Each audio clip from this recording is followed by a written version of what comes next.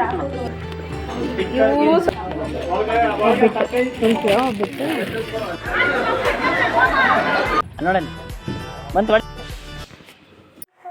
ಎಲ್ಲರಿಗೂ ನಮಸ್ಕಾರ. Welcome back to my channel. ಇವತ್ತು ಸಂಡೇ, ಹಾಗಾಗಿ ಬೆಳಗ್ಗೆನೇ ಏನು ಟಿಫನ್ ಮಾಡೋದು ಅಂತ ಯೋಚನೆ ಮಾಡ್ತಾಯಿದ್ದೆ. ನಮ್ಮ ಯಜಮಾನ್ರು ಇರಲಿಲ್ಲ, ಅವ್ರು ಆಲ್ರೆಡಿ ಹೋಗಿದ್ರು. ನಾನು ನನ್ನ ಮಕ್ಕಳು ಇಬ್ಬರೇ. ಮತ್ತು ಫ್ರೂಟ್ಸ್ ತರಿಸಿದ್ದೆ. ಮ್ಯಾಂಗೋ, ಇವಾಗ ಮ್ಯಾಂಗೋ ಸೀಸನ್ ಅಲ್ವಾ, ಹಂಗಾಗಿ ತೊಗೊಂಬಂದಿದ್ರು. ಅದೆಲ್ಲ ಎತ್ತಿಟ್ಕೊತ ಇದ್ದೆ. ಆಮೇಲೆ ಸ್ಟಾರ್ ಫ್ರೂಟ್ಸು ಅಷ್ಟೇ. ಇತ್ತೀಚೆಗೆ ಸ್ವಲ್ಪ ನಾನು ಏನಂದರೆ ಫ್ರೂಟ್ಸ್ ಅಂದರೆ ತಿನ್ನೋದೇ ಇಲ್ಲ. ನಾನು ತಿನ್ನಲ್ವಲ್ಲ, ಹಂಗೆ ಏನೋ ನನ್ನ ಮಕ್ಕಳು ಕೂಡ ತಿನ್ನಲ್ಲ ಫ್ರೂಟ್ಸ್ನ. ಅದಕ್ಕೆ ಇವಾಗ ನಾನೇ ಸ್ವಲ್ಪ ನನ್ನನ್ನು ನಾನು ಚೇಂಜ್ ಮಾಡ್ಕೊಳ್ಳೋಣ ಅಂತ ಹೇಳಿ ಏನೇನು ಹಣ್ಣು ಸಿಗುತ್ತೋ ಅದೆಲ್ಲ ತಂದು, ಅದೆಲ್ಲ ಯಾವ ಥರ ಅದನ್ನೆಲ್ಲ ಸ್ವಲ್ಪ ತಿನ್ನೋದಕ್ಕೆ ಟ್ರೈ ಮಾಡ್ತಾಯಿದ್ದೀನಿ. ಆಮೇಲೆ ಇಲ್ಲಿ ಏನು ಸರಿ ಮಾಡ್ತಾಯಿದ್ದೆ ನನ್ನ ಮಕ್ಕಳಿಗೆ, ರಾಗಿ ಸರಿ. ಬೆಳಗ್ಗೆನೇ ಖಾಲಿ ಹೊಟ್ಟೆಗೆ, ಇವಾಗ ರಜಾ ಅಲ್ವಾ, ಹಂಗಾಗಿ ಇವಾಗ ಕೊಡ್ಬೋದು. ಆದರೆ ಸ್ಕೂಲ್ ಸ್ಟಾರ್ಟ್ ಆದರೆ ಆಗಲ್ಲ, ಯಾಕಂದರೆ ಬೆಳಗ್ಗೆ ಅಷ್ಟೊತ್ತಿಗೆ ಅವರಿಗೆ ಟಿಫನ್ ತಿನ್ನಿಸಿನೇ ಕಳಿಸ್ಬೇಕು. ಸರಿ ತಿನ್ನಿಸಿ ಹಿಂದೆಯೇ ಟಿಫನ್ ತಿನ್ನಿಸ್ಬೇಕಂದ್ರೆ ಆಗಲ್ಲ. ಮೋಸ್ಟ್ಲಿ ಸಂಜೆ ಕೊಡಬೇಕಾಗುತ್ತೇನೋ, ಸ್ಕೂಲೆಲ್ಲ ಸ್ಟಾರ್ಟ್ ಆದರೆ. ಇವತ್ತು ಬೆಳಿಗ್ಗೆ ಕೊಡ್ತಾಯಿದ್ದೀನಿ ರಾಗಿ ಪೌಡ್ರು. ಅಂದರೆ ಅದು ಹಾಸ್ಪಿಟಲಲ್ಲಿ ಬರ್ಸ್ಕೊಂಡು ತಗೊಬಂದಿರೋದು ರಾಗಿ ಪೌಡ್ರು ಮಕ್ಕಳಿಗೆ ಅಂತಲೇ ಹೇಳಿ. ಅದಕ್ಕೆ ನಾನು ಸ್ವಲ್ಪ ಬೆಲ್ಲ ಮತ್ತು ಸ್ವಲ್ಪ ಉಪ್ಪನ್ನ ಎರಡೂ ಮಿಕ್ಸ್ ಮಾಡಿ ಕೊಡ್ತಾಯಿದ್ದೀನಿ. ಅವರಿಗೆ ಬರೀ ಉಪ್ಪೇ ಹಾಕ್ಕೊಟ್ರೆ ಸಪ್ಪೆ ಆದರೆ ತಿನ್ನಲ್ಲ. ಜಾಸ್ತಿ ಸ್ವೀಟ್ ಆದ್ರೂ ತಿನ್ನಲ್ಲ. ನನ್ನ ಮಕ್ಕಳು ಸ್ವೀಟ್ ತಿನ್ನೋದು ಕಡಿಮೆ, ಅವ್ರು ಜಾಸ್ತಿ ಸ್ವೀಟ್ ತಿನ್ನಲ್ಲ. ಆಮೇಲೆ ಇನ್ನೊಂದು, ಎಲ್ಲೋ ಹೊರಗಡೆ ಹೋಗಬೇಕಿತ್ತು, ಹಾಗಾಗಿ ನಮ್ಮ ಯಜಮಾನ್ರು ಹೇಳೋಗಿದ್ರು ನಾನು ಬರೋ ಅಷ್ಟರೊಳಗಡೆ ರೆಡಿಯಾಗಿರ್ರಿ ಅಂತ ಹೇಳ್ಬಿಟ್ಟು. ಅದಕ್ಕೆ ಸರಿ ಮಾಡಿ ಮತ್ತು ಸ್ವಲ್ಪ ಅವಲಕ್ಕಿ ನೆನೆಸಿಟ್ಟು ಅವಲಕ್ಕಿ ತಿಂಡಿ ಮಾಡಿದೆ. ಯಾಕಂದರೆ ಅವಲಕ್ಕಿ ತಿಂಡಿನೇ ಅಲ್ವಾ ಬೇಗ ಆಗೋದು, ಅದಕ್ಕೋಸ್ಕರ ಅವಲಕ್ಕಿ ತಿಂಡಿ ಮಾಡಿದೆ.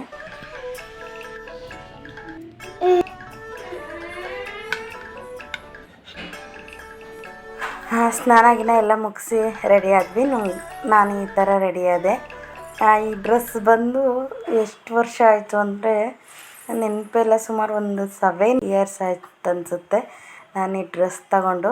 ಹಾಕಿರೋದು ಇದು 2ನೇ ಸರಿ ಅಷ್ಟೇ ನನ್ನ ಡ್ರೆಸ್. ಇದನ್ನ ಹಾಕೇ ಇಲ್ಲ.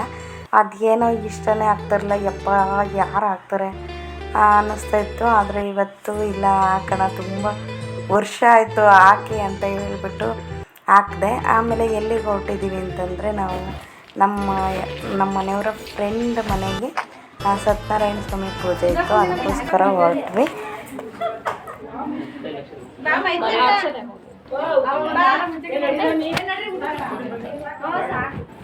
ಏನಿಲ್ಲ, ಮನೆಗೆ ಹೋಗೋದು, ಕ್ಲೀನ್ ಮಾಡೋದು, ಬರ್ಸೋದು, ಎಲ್ಲ ತಿಂಡಿ ಮಾಡೋದು, ಮದುವೆಗೆ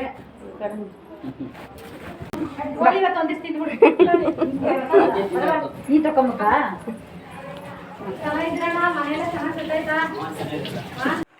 1 ಇಯರ್ ಆಯಿತು ಇವ್ರ ಮನೆ ಗೃಹ ಪ್ರವೇಶ ಆಗಿಬಿಟ್ಟು. ನಾನು ಗೃಹ ಪ್ರವೇಶಕ್ಕೆ ಹೋಗೋಕ್ಕಾಗಿರಲಿಲ್ಲ, ಯಾಕೆಂದರೆ ನಮ್ಮ ರಿಲೇಷನಲ್ಲೇ ಒಂದು ಮದುವೆ ಇತ್ತು ಲಾಸ್ಟ್ ಇಯರು.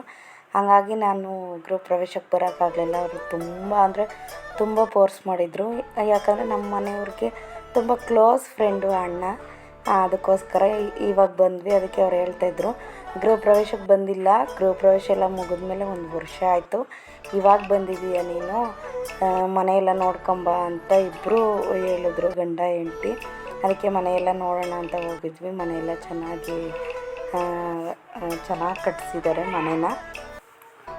ಆಮೇಲೆ ಬಂದ್ವಿ, ಕೆಳಗಡೆ ಇಳಿದು ಅಣ್ಣನೂ ಅವರು ಬ್ಯುಸಿ ಇದ್ದರು. ಆಮೇಲೆ ಬಂದು ಸ್ವಲ್ಪ ಹೊತ್ತು ಎಲ್ಲ ಕೂತ್ಕೊಂಡು ಮಾತಾಡಿ ಆಮೇಲೆ ಊಟ ಮಾಡಿಕೊಂಡು ಹೊರಟ್ವಿ.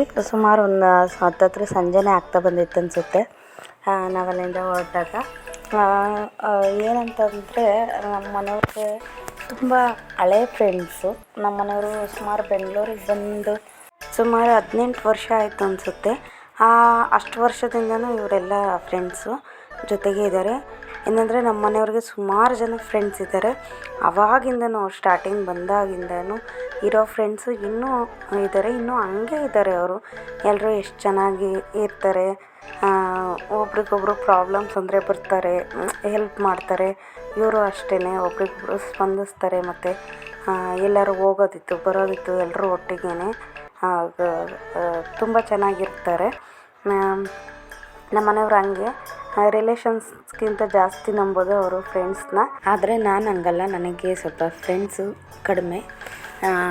ಯಾಕಂದರೆ ನನ್ನ ಫ್ರೆಂಡ್ಶಿಪ್ ಏನಿದ್ರು ನನ್ನ ರಿಲೇಷನ್ಸ್ ಜೊತೆಗೆ ಅಷ್ಟೇ. ಅಂದರೆ ನಮ್ಮ ಅತ್ತೆ ಮಕ್ಕಳು, ನಮ್ಮ ಚಿಕ್ಕಮ್ಮಂದಿರ ಮಕ್ಕಳು, ನಾವೆಲ್ಲ ಒಟ್ಟೊಟ್ಟಿಗೆ ಬೆಳೆದಿದ್ದು. ಹಂಗಾಗಿ ನನ್ನ ಸ್ವಲ್ಪ ಅವ್ರ ಮೇಲೆ ಅಟ್ಯಾಚ್ಮೆಂಟ್ ಜಾಸ್ತಿ. ಫ್ರೆಂಡ್ಸ್ ಹೊರಗಡೆ ಫ್ರೆಂಡ್ಸ್ ಕಡಿಮೆ. ಮುಂಚೆ ಇದ್ದರು ಒಂದು 5-6 ಜನ, ಆದರೆ ಅವ್ರು ಯಾರೂ ಇವಾಗ ಕಾಂಟ್ಯಾಕ್ಟಲ್ಲಿಲ್ಲ. ನಾನು ಇಲ್ಲಿಗೆ ಬಂದಮೇಲೆ ಎಲ್ಲ ಅವರು ಬ್ಯುಸಿ, ನಾನು ಬ್ಯುಸಿ, ನಮ್ಮದೇ ಆದ ಪ್ರಾಬ್ಲಮ್ಸು. ಹಂಗಾಗಿ ಅದು ನಾಗು ಮತ್ತು ಲತಾ ಅಂತ ಅವರು ಅಷ್ಟೇ ಪ್ರತಿಯೊಂದಕ್ಕೂ ನನಗೆ ಸಪೋರ್ಟ್ ಮಾಡ್ತಾರೆ. ನಾನು ಕಾಲ್ ಮಾಡಲಿಲ್ಲ ಅಂತಂದ್ರೂ ಅವರೇ ನನಗೆ ಕಾಲ್ ಮಾಡಿ ಮಾತಾಡ್ತಾರೆ. ಅದೇ ಖುಷಿ. ಆ ಥರ ಫ್ರೆಂಡ್ಸ್ ಇದ್ದರೆ ತುಂಬ ವರ್ಷ ಅದು ಮುಂದೆ ಹೋಗ್ತಾ ಇರುತ್ತೆ. ಅಲ್ಲಿ ಇತ್ತೀಚೆಗೆ ನನಗೆ ಸ್ವಲ್ಪ ಇಷ್ಟ ಆಗಿದ್ದು ಅಂತಂದರೆ ನನ್ನ ಶ್ವೇತಪ್ರಿಯ ಅಂತ ಹೇಳ್ಬಿಟ್ಟು ನಾನು ಲಾಸ್ಟ್ ವ್ಲಾಗ್ಸಲ್ಲಿ ಹೇಳಿದ್ದೀನಿ. ಅವರಷ್ಟೇ, ಅವರೊಬ್ಬರು ತುಂಬ ನನಗಿಷ್ಟ ಆದರು. ಅವ್ರು ತುಂಬ ಮೋಟಿವೇಟ್ ಮಾಡ್ತಾರೆ ನನಗೆ ಪ್ರತಿಯೊಂದು ವಿಷಯದಲ್ಲೂ. ಅವರ ಚಾನಲ್ ಇದೆ, ಅವ್ರ ಚಾನಲ್ ನೋಡಿದ್ರೆ ಗೊತ್ತಾಗುತ್ತೆ ಅವರೆಷ್ಟು ಚೆಂದ ಮೋಟಿವೇಶನ್ ಮಾಡ್ತಾರೆ ಎಲ್ರೂ ಅಂತ ಹೇಳ್ಬಿಟ್ಟು. ಅದರಿಂದ ಏನೋ ಅವ್ರು ನನಗೆ ಇಷ್ಟ ಆದರು. ಆಮೇಲೆ ಅಷ್ಟೇ, ಊಟ ಎಲ್ಲ ಮುಗೀತು. ಊಟ ಎಲ್ಲ ತುಂಬ ಚೆನ್ನಾಗಿತ್ತು. ಅವರೇ ಭಟ್ರಿಗೆಲಿರುವಂತೆ ಹೆಣ್ಮಕ್ಳೆಲ್ಲ ಸೇರಿ ಅಡುಗೆ ಮಾಡಿದ್ದು, ತುಂಬ ಚೆನ್ನಾಗಿತ್ತು. ಆಮೇಲೆ ಅಲ್ಲಿಂದ ಹೊರಟ್ವಿ. ಎಲ್ಲಿಗಪ್ಪ ಅಂದರೆ ನನ್ನ ಮಗನ ಸ್ವಿಮ್ಮಿಂಗ್ ಕ್ಲಾಸ್ಗೆ ಹಾಕಬೇಕು ಅಂತ ಇತ್ತು ನಮಗೆ. ಹಂಗಾಗಿ ನಾವು ಅಲ್ಲಿಂದ ಹೊರಟ್ವಿ. ನೋಡೋಣ, ಕೇಳೋಣ, ವಿಚಾರಿಸೋಣ ಅಂತ ಹೇಳ್ಬಿಟ್ಟು. ಆದರೆ ಅಲ್ಲೋದ್ರೆ ನಮಗೆ ಟೈಮಿಂಗ್ಸು ಮತ್ತು ಇವನು ಬೇರೆ ಟ್ಯೂಷನ್ಸು, ಸ್ಕೂಲ್ ಸ್ಟಾರ್ಟ್ ಆಗುತ್ತೆ. ಹಾಗಾಗಿ ಅದೆಲ್ಲ ಸೆಟ್ ಆಗಲಿಲ್ಲ. ಸರಿ ಹೋಗಿದ್ದೀವಲ್ಲ ಇನ್ನೇನು ಅಂತ ಹೇಳ್ಬಿಟ್ಟು ಆಟ ಆಡಿಸ್ಕೊಂಡು ಹೋಗೋಣ. ಅಲ್ಲೇ ಅಷ್ಟೇ ತುಂಬ ಥರ ಕೋಚಿಂಗ್ ಕ್ಲಾಸಸ್ಗಳಿತ್ತು. ಆದರೆ ನಾನು ಅಲ್ಲ ಹಾಕೋಣ ಇಲ್ಲ ಹಾಕೋಣ ಅಂತ ಯೋಚನೆ ಮಾಡಿದೆ. ಯಾಕಂದರೆ ಮನೆ ಒಳಗಡೆನೇ ಇರ್ತೀವಿ, ಹೊರಗಡೆ ಹೋದಾಗ ಹೌದು ನಮ್ಮ ಮಕ್ಕಳು ಅದು ಕಲಿಬೇಕು ಇದು ಕಲಿಬೇಕು ಅಂತ ಆಸೆ ಬಂದೇ ಬರುತ್ತೆ. ನಾನು ಅದೇ ವಿಚಾರಿಸಿದ್ವಿ. ಆಮೇಲೆ ಹಾಕೋಣ ಅಂತಲೂ ನಾನು ನಮ್ಮ ಮನೆಯವ್ರಿಗೆ ಹೇಳಿದೆ. ಬಟ್ ಆದರೆ ಅವರು ಸಡನ್ನಾಗಿ ಯಾವುದನ್ನು ಡಿಸಿಷನ್ ತಗೊಳ್ಳಲ್ಲ. ಒಂದು ಹತ್ರನೇ ವಿಚಾರಿಸಿ ಯಾವುದನ್ನು ಡಿಸೈಡ್ ಮಾಡಬಾರ್ದು ಅಂತ ಅವ್ರ ಇದು ಥಾಟ್. ಇದನ್ನೇ ಒಂದು 3-4 ಕಡೆ ವಿಚಾರಿಸೋಣ. ಪ್ರತಿಯೊಂದು ಫೀಸ್ ಆಗಲಿ ಮತ್ತು ಯಾವ ಥರ ಕೋಚಿಂಗ್ ಕೊಡ್ತಾರೆ ಅಂತ ಹೇಳ್ಬಿಟ್ಟು 10 ಸಾರಿ ಯೋಚನೆ ಮಾಡಿ ನಿಧಾನಕ್ಕೆ ಆಮೇಲೆ ಅವರು ಯಾವುದಾದ್ರೂ ಡಿಸೈಡ್ ಮಾಡ್ತಾರೆ. ನಾನು ಅದೇ ಹೇಳ್ತಾಯಿದ್ದೀನಿ, ಯಾವ ವಿಷಯಕ್ಕೂ ಅವರು ಬೇಗ ರಿಯಾಕ್ಟ್ ಮಾಡದೇ ಇರೋದಕ್ಕೆ ಅಪ್ಪ ನಿನ್ನ ಹತ್ರ ಹೇಳೋದು ಒಂದೇ ಬಿಡೋದು ಒಂದೇ ಅಂತ. ಅವರು ಇಲ್ಲ, ತುಂಬ ನೋಡಿದ್ದಾರೆ, ಅವರು ತುಂಬ ತಿಳ್ಕೊಂಡಿದ್ದಾರೆ, ತುಂಬ ಅನುಭವಿಸಿದ್ದಾರೆ. ಹಂಗಾಗಿ ಅವ್ರು ಸ್ವಲ್ಪ ಹಂಗೆ ಯಾವುದಾದ್ರೂ ಸಡನ್ನಾಗಿ ಪ್ಲ್ಯಾನ್ ಮಾಡಲ್ಲ ಅವರು. ಆಮೇಲೆ ಇಲ್ಲಿ ಬಂದ್ವಿ. ನಾವು ಬಂದಿದ್ದೇನೋ ಪೂಜೆಗೆ ಅಂತ. ಆಮೇಲೆ ಇಲ್ಲಿ ಬಂದು ಇಲ್ಲೆಲ್ಲ ಅದು ಇದು ನೋಡಿಕೊಂಡು ಮಾತಾಡಿಕೊಂಡು ಹೋದ್ವಿ. ನನಗೂ ಅಷ್ಟೇ, ಯಾಕಂದರೆ ಅವ್ರ ಬಗ್ಗೆನೂ ತಿಳ್ಕೊಂಡಿಲ್ಲ.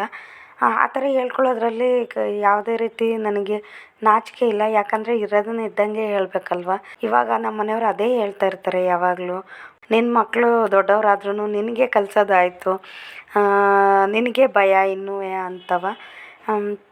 ಗೊತ್ತಿಲ್ಲ, ಅದೇನೋ ನನಗೆ ಮನಸ್ಸು ಮಾಡೋಕ್ಕಾಗ್ತಾನೇ ಇಲ್ಲ ಇದುವರೆಗೂ. ನೋಡೋಣ ಮುಂದೆ. ನನ್ನ ಮಕ್ಕಳು ಸ್ವಲ್ಪ ದೊಡ್ಡವರಾಗಿ, ಇವಾಗ ನನ್ನ ಮಗನೂ ಅಷ್ಟೇ ಹೇಳೋಕ್ಕೆ ಸ್ಟಾರ್ಟ್ ಮಾಡಿಬಿಟ್ಟಿದ್ದಾನೆ. ಯಾಕಮ್ಮ ನೀವು ಹಿಂಗೆ ಅಲ್ಲೋಗೋಣ ಇಲ್ಲೋಗೋಣ ಬನ್ನಿ ಕೇಳೋಣ ಮಾಡೋಣ ಅಂತೆಲ್ಲ ಅವನೇ ಹೇಳ್ತಾನೆ ಇವಾಗ. ನೋಡೋಣ ಮುಂದೆ ನನ್ನ ಮಗನಿಂದ ಆದರೂ ಏನಾದರೂ ಚೇಂಜ್ ಆಗುತ್ತೋ ಏನೋ ನೋಡಬೇಕು ಅಷ್ಟೇ. ಅಲ್ಲಿಂದ ಮುಗಿಸ್ಕೊಂಡು ಮನೆಗೆ ಬಂದ್ವಿ. ಬಂದು ಫ್ರೆಶ್ ಅಪ್ ಆಗಿ ಆಮೇಲೆ ಸುಸ್ತಾಗಿಬಿಟ್ಟಿತ್ತು ಫುಲ್ಲು ಬಿಸಿಲಾಗೆ ಅಲ್ಲಿ ಇಲ್ಲಿ ಓಡಾಡಿ. ಆಮೇಲೆ ಇವಾಗಂತೂ ಸಿಕ್ಕಾಪಟ್ಟೆ ಸೆಕೆ ಆಗಿರೋದ್ರಿಂದ ಎಷ್ಟೊತ್ತಿಗೆ ಮನೆಗೆ ಬರ್ತೀವಪ್ಪ ಅಂತ ಅನ್ಸೋಗ್ಬಿಡುತ್ತೆ ಎಲ್ಲಾದರೂ ಹೋದರೆ. ಬಂದು ಆಮೇಲೆ ಅಲ್ಲೇ ಮಧ್ಯಾಹ್ನ ಊಟ ಮಾಡ್ಕೊಂಬಂದಿದ್ದು, ತುಂಬ ಚೆನ್ನಾಗಿತ್ತು ಊಟ. ನನಗಂತೂ ಊಟ ಬೇಡ ಅನ್ನಿಸ್ತು. ಆದರೂ ತರಕಾರಿ ಸಾಂಬಾರು ಬೆಳಗ್ಗೆನೇ ಮಾಡಿಟ್ಟೋಗಿದ್ದೆ. ಅದಕ್ಕೆ ಸ್ವಲ್ಪ ಮಾವಿನ ಹಣ್ಣು, ಹಪ್ಪಳ ಅಂತೂ ಊರಿಂದ ತಂದಿದ್ದು ತುಂಬ ಚೆನ್ನಾಗಿತ್ತು. ಅಷ್ಟೇ ಇವತ್ತಿನ ಊಟ. ಇವತ್ತಿನ ವೀಡಿಯೋನೂ ಕೂಡ ಇಷ್ಟೇ. ಓಕೆ ಫ್ರೆಂಡ್ಸ್, ಇಷ್ಟೇ ಇವತ್ತಿನ ವೀಡಿಯೋ. ಇಷ್ಟ ಆದರೆ ಲೈಕ್ ಮಾಡಿ, ಶೇರ್ ಮಾಡಿ, ಕಮೆಂಟ್ ಮಾಡಿ, ಪ್ಲೀಸ್ ಸಬ್ಸ್ಕ್ರೈಬ್ ಮಾಡ್ಕೊಳ್ಳಿ.